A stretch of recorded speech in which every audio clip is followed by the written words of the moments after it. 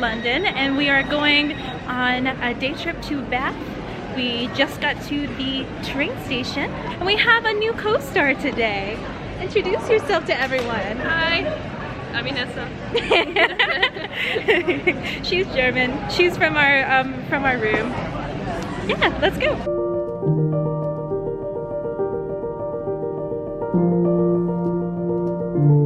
Our first stop on the tour was the Bath Abbey, one of the most famous sites in the city.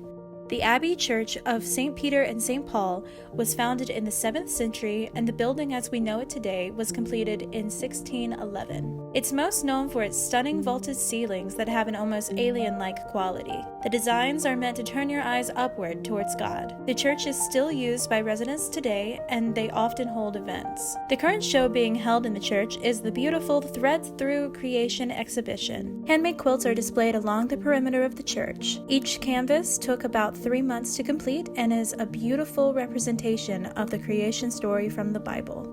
The Bath Abbey is free to enter, but donations are welcome.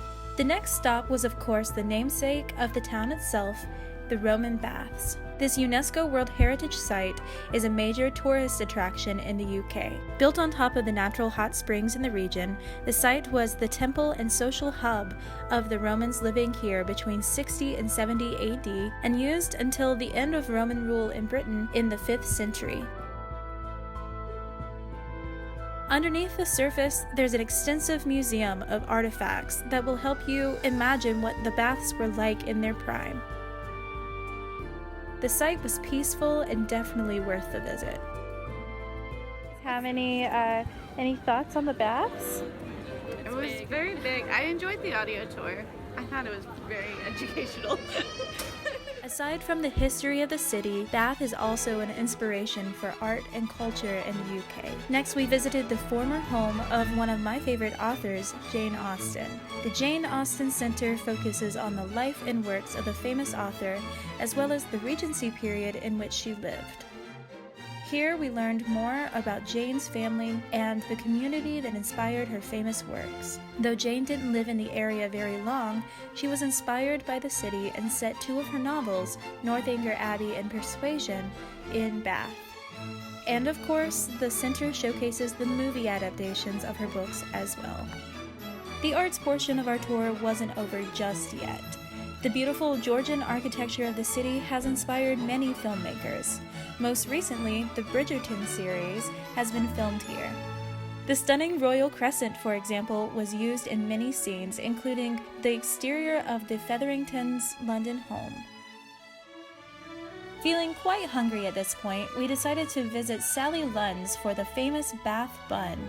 The shop claims to have the original recipe for this Bath delicacy. It's somewhere between a bun and a scone, and it's entirely delicious.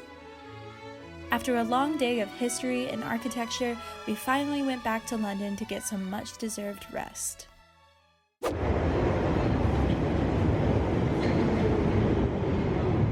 Good morning from London. Brie and I have decided we're going over to Borough Market and the Tate Modern today. Right now we're in Borough Market and it is crazy busy. I mean, it is Saturday, so what did we expect? But yeah, let's keep going. Borough Market is one of the oldest and largest food markets in central London. There's an emphasis on high-quality, sustainable products there. It's definitely worth coming to People Watch, grab some hipster coffee, and sample some of the local products sold there. Next, we visited the Tate Modern Museum. This is another free museum here in London with over 100 years of art.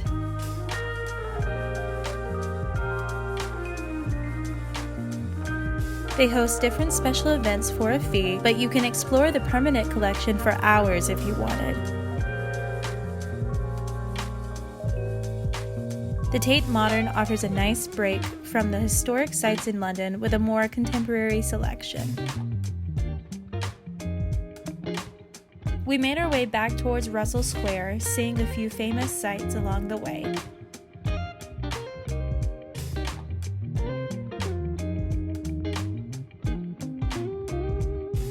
Later that night, we decided to go to Soho to take part in London's iconic nightlife. That wraps up this episode. Come back next time for more fun in London and the Camden Market and the British Museum. Thanks for watching.